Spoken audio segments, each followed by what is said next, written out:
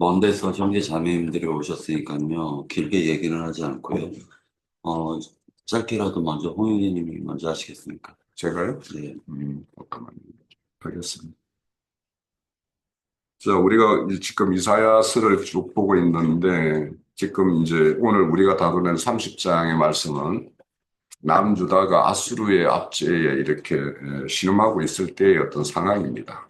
그때 이제 아수르의 어떤 어, 침해를 애국의 힘을 빌려서 이렇게 위기를 이렇게 모면하고자 하는 그 상황이었을 때 선지자 이사야가 남유다에게 주시는 말씀이 오늘 이제 이 말씀이에요. 그래서 이제 그 말씀은 우리가 그 이사야서는 1장에서 27장까지는 그 아하스 왕 때 시대였고, 지금 28장에서부터는 그 아들 히스기야 왕 때의 이제 말씀입니다. 그래서 이제 그 히스기야 왕 때도 초기에 이런 어떤 위험이 이렇게 다가왔을 때 애굽의 힘을 빌리거나 또 아람이 이렇게 또 남유다를 이렇게 위협해 올 때는 오히려 지금 현재 장면하고 있는 아수르의 힘을 빌려서 그 위기에 모면하라고 했었던 거예요.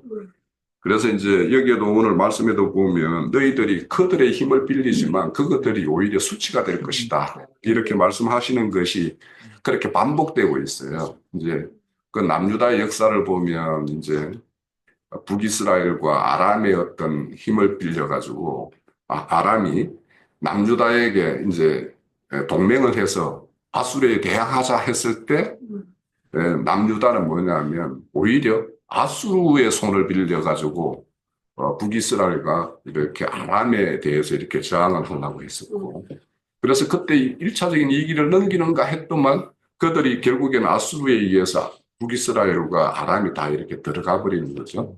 그러고 나서는 이제 아수르가 이제 더 남방으로 이제 팽창을 해오니까 남주다도 이제 그 위협에 이제 직면해 있고 최종적으로는 이제 지금 오늘 말씀에 보면 애굽의 힘을 빌리라고 하는데 아수르에 의해서 애굽까지도 이렇게 조공을 바쳐야 되는 어떤 이런 상황으로 이제 나아가게 돼요. 그래서 이제 그런 어떤 상황에서 어떤 말씀이니까 그런 어떤 배경을 이해하고 오늘 말씀을 이제 1절에서부터 이렇게 보면 될 것 같아요. 그 1절을 보면 여호와께서 이르시되 패역한 자식들은 화 있을진저 그러니까 여기에 패역한 자식이라는 것들을 그 뒤에 보면 개교를 베푼다. 또 나 없이 나의 영으로 말미암고 이렇게 뭔가 맹약을 맺는다. 이렇게 이제 말씀을 해요. 그러니까 여기에서 이제 이 개그라는 말은 이제 다른 말로 하면 사람의 생각에서 나오는 어떤 판단, 이런 것들을 가지고 이렇게 베푸는 것인데, 이 개그라는 말을 이렇게 찾아보면 이 애차라는 말이에요. 히브리어로는. 그 애차는, 어, 많은 성경에서 이렇게 등장을 하는데, 특히 이제 욥의 친구들과 막 이렇게 논쟁을 할 때 최종적으로 이제 욥의 친구들에 의해서 욥이 이제 꺾이지 않잖아요. 그래서 최종적으로 이제 하나님이 직접 개입을 해가지고 이제 38장부터는 이제 하나님이 직접 욥을 이제 이렇게 교훈하는 말씀인데 그때 보면 이제 그 하나님의 말씀 앞에서 이제 욥이 거꾸러지면서 내가 부족한 지식으로 하나님의 어떤 이치를 가렸다. 이런 말씀이 나와요. 그래서 그때 이제 그 이치라는 말과 같아요. 그래서, 또 하나님의 이 또 다른 말에는 이런,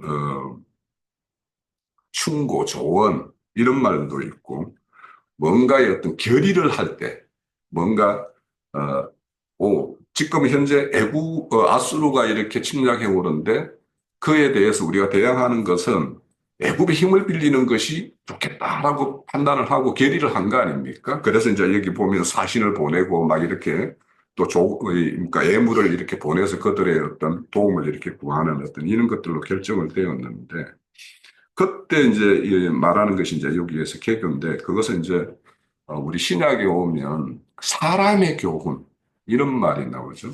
또 이제 구약에는 또 다른 데 보면 열방의 도모 뭐 이런 말이 나와요.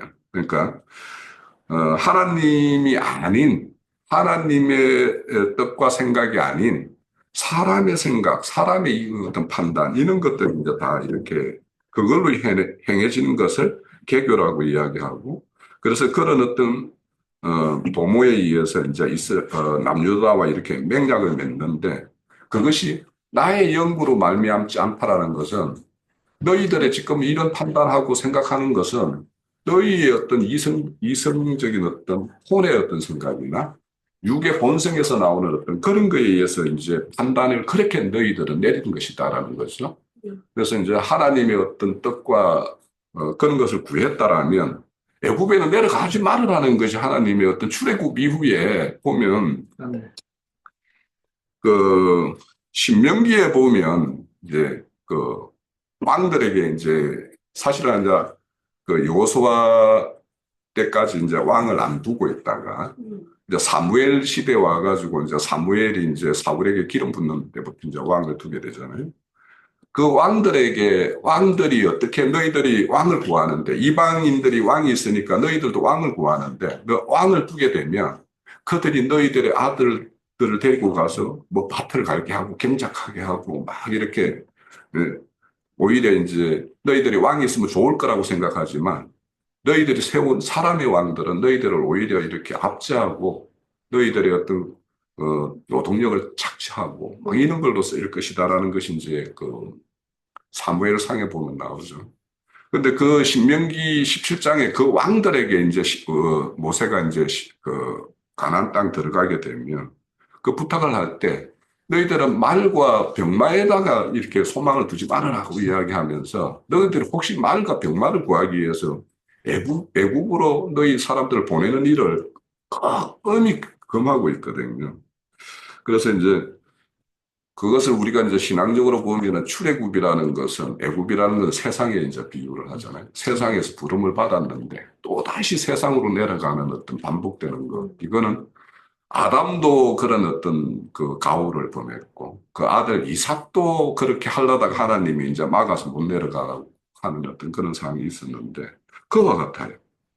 그래서 이제 그런 것들. 그러니까 내가 세상을 떠나왔는데도 하나님의 세계에 참여한 자가 됐는데도 불구하고 하나님에게 모든 걸 의뢰하지 않고 내가 과거에 익숙했던 세상에서 이렇게 내가 가지고 있었던 이성적인 판단. 그거는 그냥 보편적인 사람들의 이야기를 하면 그 당시 정치적인 어떤 상황으로만 생각을 한다라면 애국의 힘을 빌리는 게 맞아요. 그러니까 우리가 그냥 하나님이라는 어떤 그분의 뜻이라는 걸 딱 제하고 세상 사람들에게 물어보면은 지금 뭐 오늘날 우리나라 보면은 미국의 힘을 빌려야 된다. 뭐 일본의 힘을 빌려야 된다. 또 어떤 데에는 중국과도 뭐 평화를 잘 이렇게 유지해야 된다. 이런 거면 마찬가지죠. 그게 이제 하나님의 어떤 뜻과는 배치되는 어떤 그런 것들이 이렇게 얼마든지 나올 수 있는 것들을 이렇게 말을 하는 거죠. 그래서 이제 이렇게 하나님의 뜻과 행사를 이렇게 구하는 것, 이거는 그 스가랴서에 보면 힘과 능력으로 되는 것이 아니고 하나님의 영으로 된다고 그랬어요. 그러면 지금 하나님의 뜻을 구하고 하나님이 지금 이런 위기의 상황이 되었을 때 하나님은 어떤 걸 우리에게 요구하는가를 알기 위해서는 하나님의 어떤 영으로만이 하나님의 뜻을 헤아릴 수 있다고 그랬는데 하나님의 영과 아무 상관없는 인간적인 어떤 이성적인 판단 그런 것으로만 이렇게 기결되는 어떤 상황이 결국에는 애굽으로 이렇게 힘을 빌리자라고 이제 연결이 된 거죠. 자, 그리고 이제 그래서 2절에 보면 그들이 바로의 세력 안에서 스스로 강하려 했다. 그리고 애굽의 그늘을 피하려고 애굽의 그늘에 피하려고 애굽에 내려가서 나의 입에 있는 말을 구하지 묻지도 않았다. 이런 말씀이 나와요. 그러면 스스로 강하다라는 말이 뭘까? 이런 걸 생각을 해보면 이제 강함이라는 것은 우리의 어떤 강함이라는 것은 그분이 우리의 어떤 반석과 기초가 되어주는 것이 강함 아니겠어요? 그래서 우리가 요즘 이제 그 교회 중에 마태복음을 이렇게 살피고 있는데 그 지금 다루는 게 이제 산상수훈이에요. 우리가 흔히 말하는 산상수훈이라고 말씀받는데 그 마지막에 그 산상수훈의 결론은 뭐냐 하면 반석의 집을 짓는 자와 모래성 위에 모래 위에 집을 짓는 자로 다 기결이 돼요. 그죠? 그러면 그 모든 말씀, 그러니까 마태복음 5장에서 6장을 거쳐서 7장에 이르러가지고 이제 그런 결론을 내는데 그 많은 말씀들이 결론은 뭐냐면 네가 뭐에 기초해서 지금 집을 건축하고 있는가가 이제 그 어떤 결론이란 말이에요.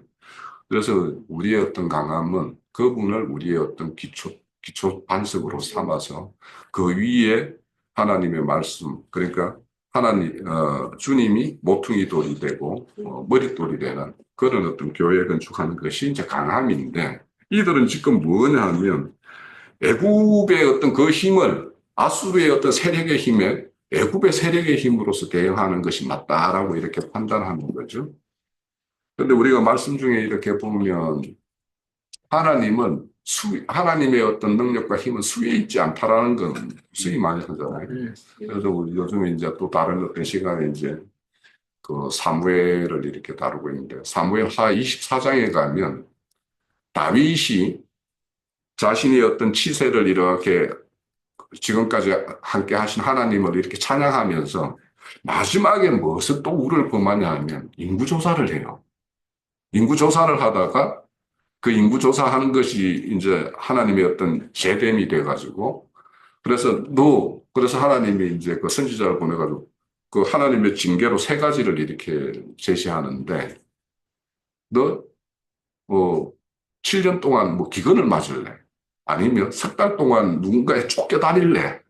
아니면 3일 동안 전염병을 이렇게 그래서 이제 전염병을 이렇게 선택을 하죠.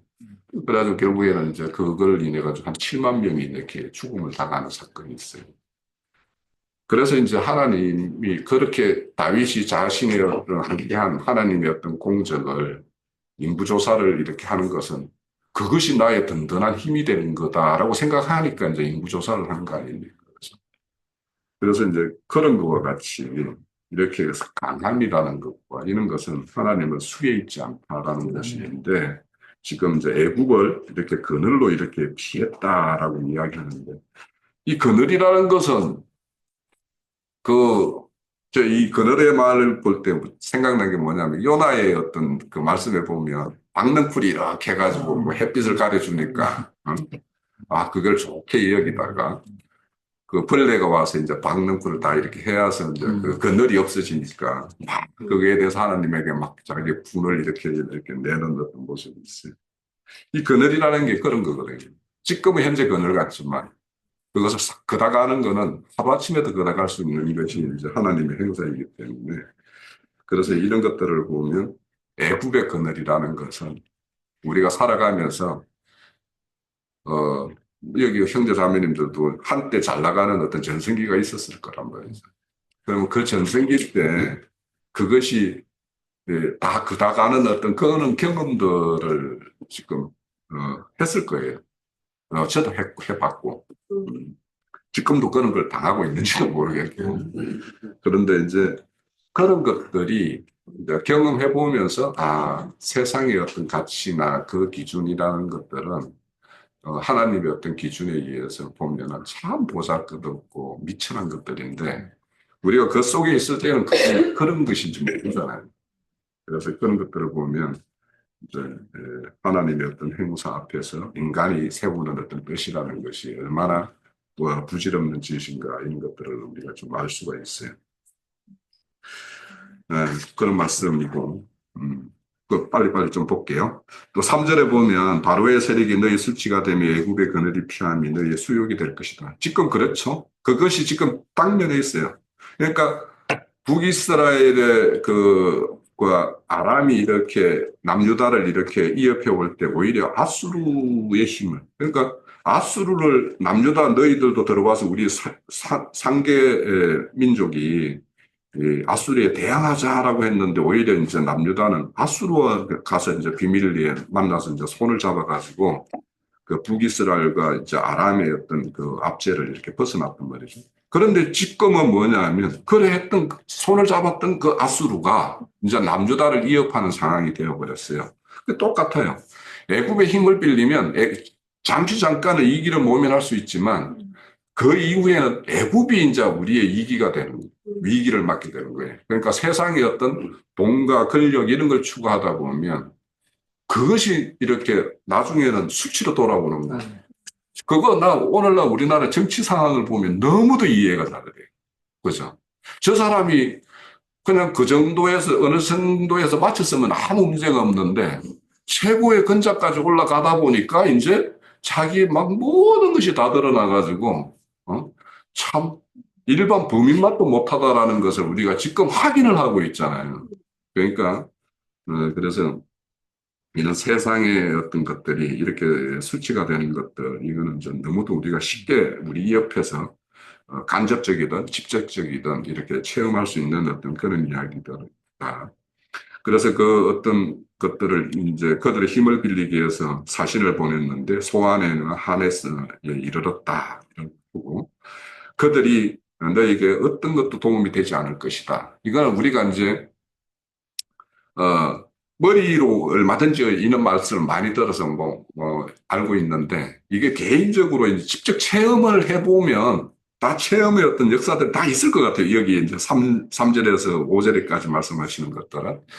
참, 이런 것들을 보면서 이제 아까 우리 자매님이 레마라고 이렇게 말씀을 하셨는데, 레마라는 말은 저는 이제 이렇게 이해를 가져요. 우리가 로고스의 말씀도 있고 레마의 말씀도 있는데, 우리가 어떤 말씀을 영적으로 이해하는 것과 그것을 내가 인간 삶을 통해 가지고 내가 체험하는 것은 달라요. 이해하는 것과 내가 체험하는 것은 달라요. 그래서 이제 우리의 어떤 신앙을 체험 신앙이라고 하는 건데 그걸 실질적으로 체험해 보지 않으면 머리로만 이해하고 있는 것이지 이게 나에게 생명이 안 돼요.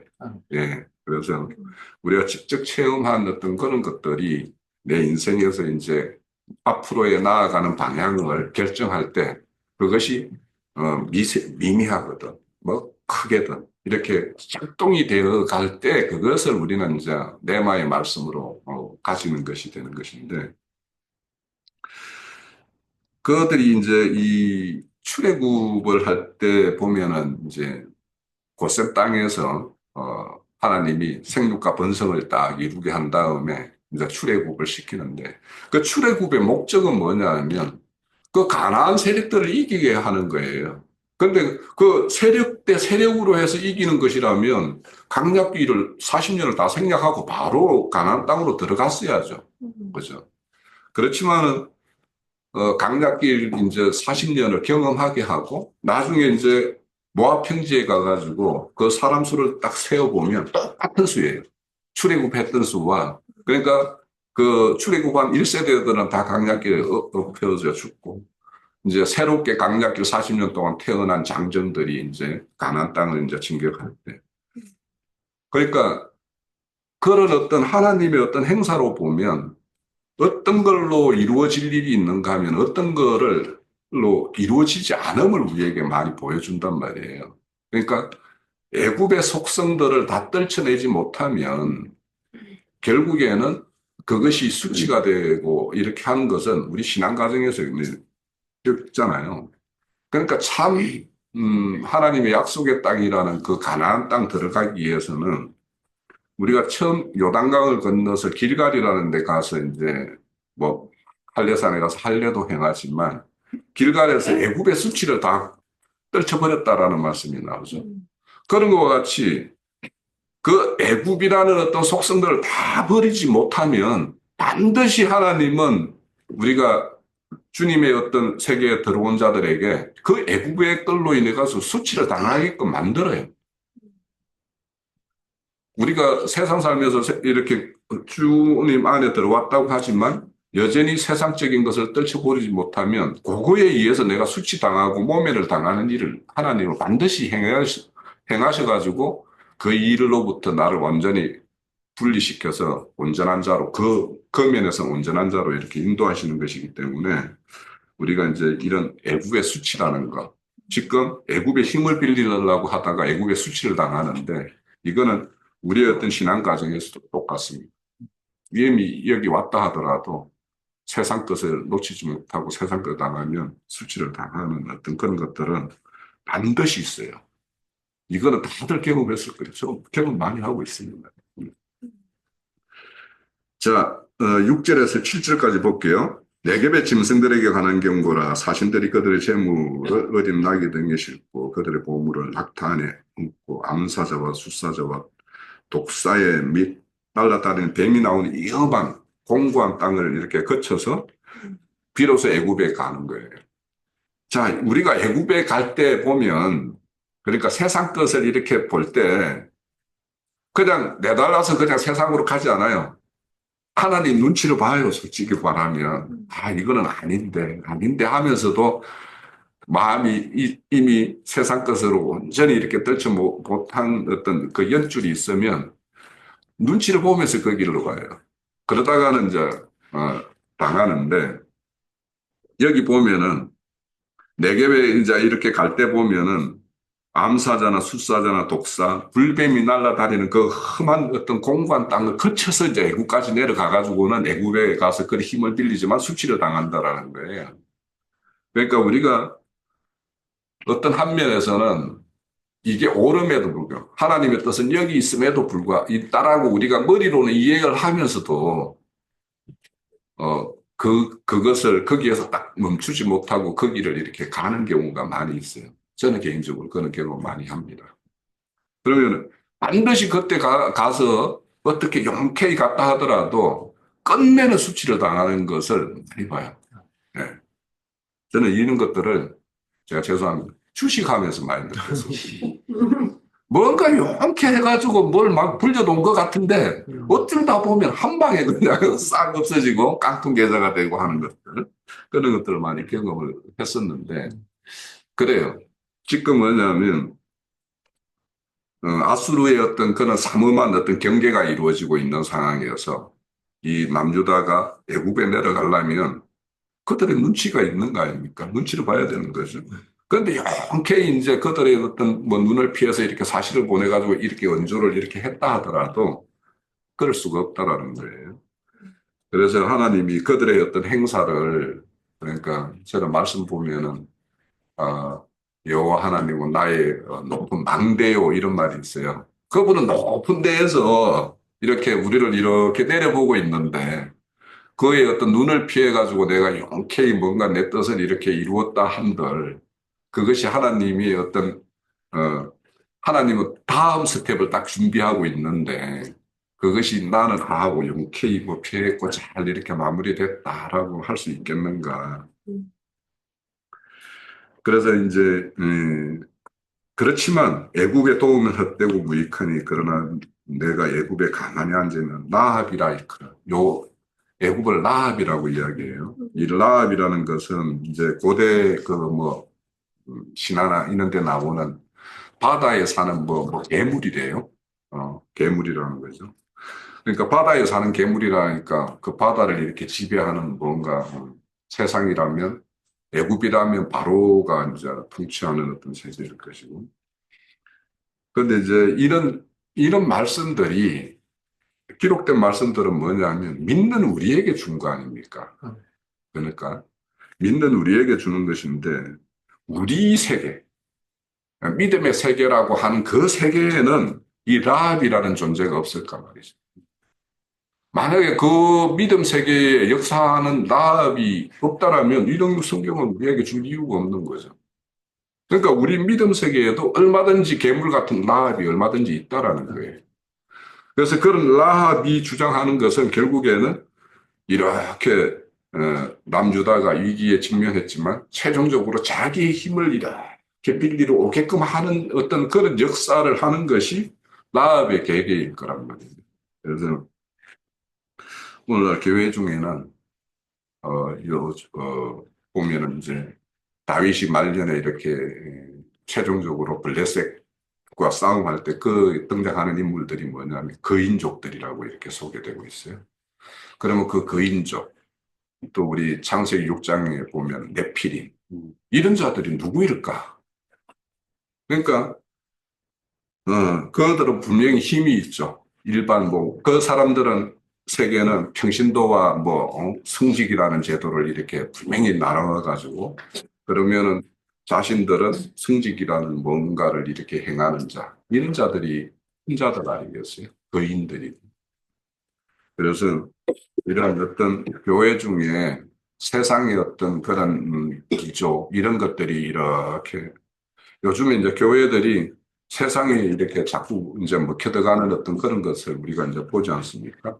세상의 풍조가 교회에 이미 이제 팽배해지고, 그러면 그런 가운데 바다의 어떤 괴물들의 어떤 역사는 무엇으로 나타날 것인가? 이런 것들을 생각해 보면 우리가 여전히 세상에 뭔가를 이렇게 구하게 만든 하나님은 세상에 복을 주고 뭐 어떤 것도 주고 하는 분이다라고 이렇게 하나님을 이렇게 애곡시키는 어떤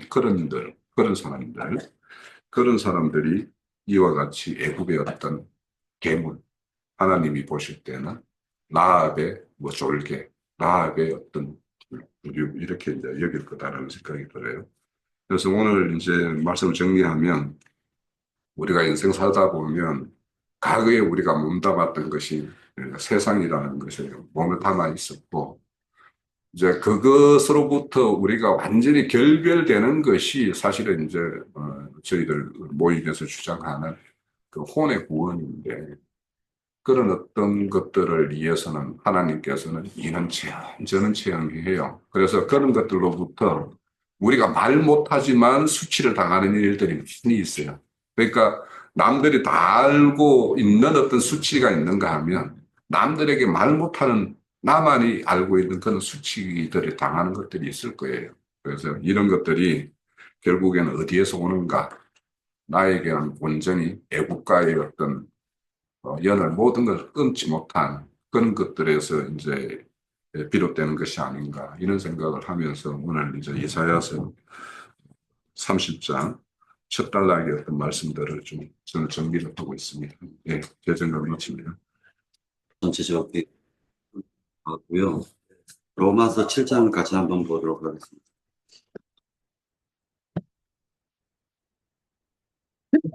로마서 7장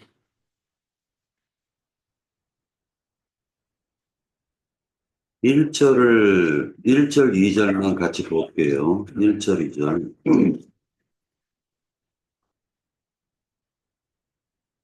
네, 형제들아, 내가 법 아는 자들에게 말하니 너희는 그 법이 사람이 살동함만 그를 주관하는 줄 알지 못하느냐? 남편 있는 여인이 그 남편 생전에는 법으로 그에게 매인받으나 만일 그 남편이 죽으면 남편의 법에서 벗어나느니라. 사람이라는 게 실제로 이제 우리가 이사야서 30장을 볼 때 애굽이라는 말이 나오죠. 그 애굽이라는 말은 원칙적으로 따지면은 그 육의 생각을 의미할 수가 있어요. 육신의 생각을. 애굽이라는 나라는 하나의 표상적인 것이지만 육신적으로 드리는 번제단을 의미할 수가 있어요. 그러니까 어차피 하나님께 우리는 제사를 통해 가지고 하나님께 나가야 되는데 애굽을 의지해서 나가는 것은 가인의 제사란 말이에요. 가인의 제사. 그러니까 가인의 제사를 지금 남편이 살 동안이라는 말로 표현한 것이다 라고 생각이 들었습니다. 그럼 남편이 살 동안에는 어떤 일이 있느냐? 두 법이 흘러가고 있다라는 거예요. 남편이 살 동안에는. 첫 번째, 하나님을 만나기 전에 그 법이라는 거는 죄와 사망의 법이 나를 주관하고 있다. 그러니까 아무리 내가 선을 행한다 할지라도, 아무리 하나님을 믿으려 한다 할지라도 육신의 생각이 나를 지배할 뿐이다 라는 걸 깨달을 수가 있어요. 육신의 생각이. 그거는 누구나 다 여기에선 벗어날 수가 없어요. 그걸 갖다 지금 이사야서 30장에서는 애굽을 의지하고 스스로를 강하게 한다라고 표현하지 않았을까 그 생각을 해봅니다. 자, 그런데 어, 이 이것을 갖다 성경에서 사도 바울은 옛사람이라고도 표현하고 겉사람이라고도 표현을 해요. 약간의 차이는 있지만, 약간의 차이는 있어요. 그러니까 이것은 다시 얘기해서 가인의 제사로 하나님께는 나아갈 수 없음을 지금 보여주고 있는 것이다. 라는 걸 알 수가 있습니다. 세상 기독교계가 계속적으로 하나님께 나아갈 때 스스로를 내비쳐서 나가려고 그러죠. 그런데 하나님은 하나님의 한 의를 예비해 두셨다라는 거예요. 그러니까 그 하나님의 한 의를 통해서만이 우리는 하나님께 나아갈 수 있다라는 거예요. 이것은 스스로 강함이 아니죠. 이것은 뭐를 얘기하는 거냐면 자신의 심지를 태워가지고 자기의 그 옛사람을 죽이고 새로운 새 인격, 하나님이 주신 새 영과 새 마음으로 나가는 것을 상징적으로 보여주고 있다는 거예요. 30장에서 보면은 네겝 짐승들이라는 게 나와요. 네겝 짐승들. 불뱀이 어디에 있어요, 세상에? 세상에 날아다니는 불뱀 본 적 있습니까? 없어요. 그렇죠. 그럼 이 불뱀도 마찬가지로 내 심령 속에서 활동하는 거예요. 암사자라든지 모든 것은 다 우리들 심령 속에서 지금 활동하고 있다는 것이죠. 자, 그러니까 하나님께 애굽을 의지해서 나아가는 자는 하나님이 그 재물을 받으실 수 없다라는 거예요. 그것이 바로 옛 남편이에요. 그 남편이 죽기 전에는 하나님이 그를 받지를 못한다. 이걸 표현하고 있다라고 생각이 듭니다. 자, 이제 8절을 한번 보도록 하겠습니다. 8절. 로마서 7장 8절. 네. 7절서부터 8절이요. 그런즉 우리가 무슨 말을 하리요? 율법이 죄냐? 그럴 수 없는가. 율법으로 말미암지 않고서는 내가 죄를 알지 못하나니 곧 율법이 탐내지 말라 하지 아니하였더라면 내가 탐심을 알지 못하니. 그러나 죄가 기회를 타서 계명으로 말미암아 내 속에서 온갖 탐심을 이루었나니 이는 율법이 없으면 죄가 죽은 것임이니라. 그러니까 결과적으로는 내 심령 속에 죄라는 그 정신은 드러나지 않는 겁니다. 이 죄는 세상을 바라보게 하고 눈의 것을 바라보게 하는 거예요. 실제로는. 자, 그러면 우리는 두 가지 제사법을 갖다가 우리는 통해 가지고 하나는 가인의 제사로는 하나님께 나아갈 수 없는 것이고 그것은 애굽을 의지하는 것이고 스스로를 의지하는 것을 지금 상징적으로 가인의 제사로 묘사를 했다면 바로 가인의 동생 누굽니까? 아벨의 제사라는 것은 결국 첫 새끼의 양을 갖다가 드렸다라고 기록을 하고 있지만은 실제로는 그 제사라는 것은 그리스도 예수 안에서 나라는 존재를 함께 드렸다라는 걸 지금 암시해주고 있는 거예요. 그러니까 이제 그때서부터의 인생이 새롭게 풀리는 것입니다. 처음에는 내가 혼이 나의 마음이라는 것은 항상 육신에 달라붙으려는 그 속성이 있었지만 이제는 새 영과 새 마음으로 영에 속해가지고 하나님을 의지하고 믿고 따르려는 그 속성이 생겼다는 거예요. 이렇게 새롭게 거듭난 그 새 생명만이 하나님이 받으시는 제물과 제사가 될 수가 있는 거예요. 세상을 가르쳐 가지고는 번제단이라고 표현할 수가 있는 거예요. 그 번제단은 항상 육신과 결탁이 되어 있는 거예요. 그러니까 하나님은 그 번제단에서 하나님이 원하시는 것은 각자의 인간의 본성이 태워지기를 원하는 거예요. 각자 인간의 그 천연적인 스스로의 잘남과 스스로의 고귀함과 스스로의 선함과 스스로의 의로움을 태우시기를 원하는 거예요. 그것을 하나님께서는 70이요, 80으로 때를 정해 놓으신 거예요. 자, 이것이 대표적인 사람이 있었는데 그 사람이 누구냐면 솔로몬입니다. 솔로몬이라는 사람은 지식으로 하나님께 나아가려고 했어요. 물질로도 하나님께 나아가려고 했어요. 모든 것을 통해 가지고 하나님께 나아가려고 했지만은 그 솔로몬은 중년 들어와 가지고 아가서를 썼죠. 그러니까 초년에는 전도서를 써요. 자, 전도서에서는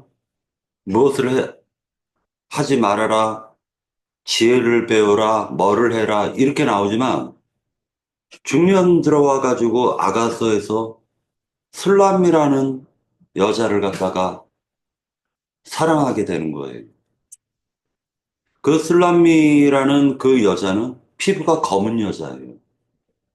그러면은 샬롬이라는 남성형의 솔로몬이라는 그 말과 샬롬이라는 여성형의 술람미라는 그 말 같은 의미걸라면 똑같이 평화라는 말이에요. 평강이에요.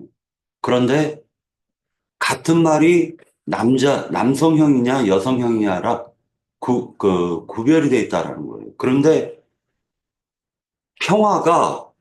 평강을 사랑한다라는 거예요. 즉, 다시 얘기해서 하나님은 하나님의 형상과 모양이 된 자를 사랑하는 거죠. 짐승을 사랑할 수가 없는 거예요. 육신을 통해 가지고 내계 짐승들이 활동을 하는 거예요. 여기에 달라붙어 있어요. 내계 짐승은 뚝 건드리면 나와요. 그러나 영에 속한 그 생각과 그 마음은 속에서 탄식하고 있는 거예요. 제가 대리운전하면서 최근 들어와가지고 한 가지 밝은 희망을 봤어요. 그건 뭐냐면은 대리운전을 하기 전에는 이렇게 하나님 믿는 사람을 찾기가 어려울까라는 생각을 했습니다. 근데 대리운전하면서 이 손님 저 손님을 모시면서 안전하게 집에까지 모셔다 드려야 되겠다라는 생각을 하면서 운전을 했는데 뜻밖의 온전한 하나님의 진리의 말씀을 전하는 자들이 부족하다라는 걸 느꼈어요. 취소할 것은 많은데 하나님의 말씀을 진정으로 전하는 추수꾼들이 부족하다라는 거예요. 오직 하면 하나님이 나 같은 놈을 내가 뭐 아시다시피 투성이 아닙니까? 그죠? 그러니까 쓸 사람이 없는 거예요, 하나님이. 지금 추수꾼들이 너무 부족해요. 희망을 받듯이. 누가 진정으로 하나님 말씀을 전해줄 자들이 없다라는 거예요.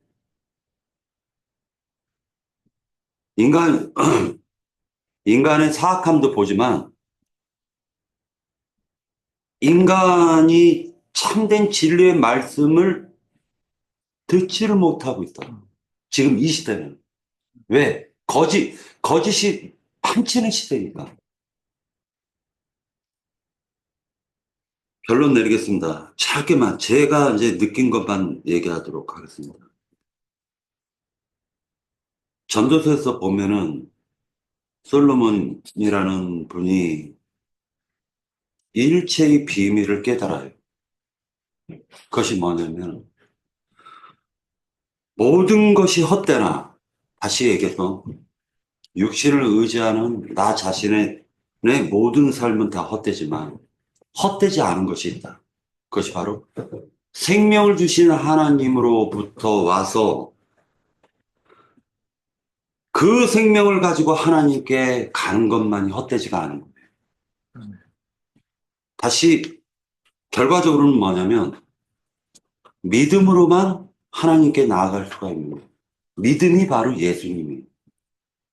예수님이 믿음으로 오시는 거예요. 그래서 성경에서는 믿음으로 믿음에 이른다라는 말이 나옵니다.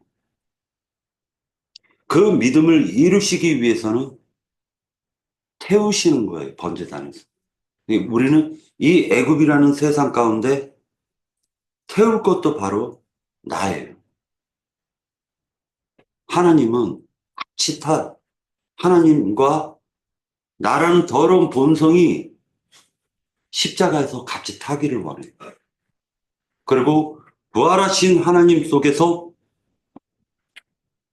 새롭게 주신 그 영과 새 마음을 가진 새 사람 속에 우리들이 다 거기에 포함되기를 원해요. 그러니까 결과적으로는 세상에 나가 이 복음을 누군가는 전해야 돼요. 추수꾼들이 부족해요, 지금. 네. 1부는 이것으로 마칠까요?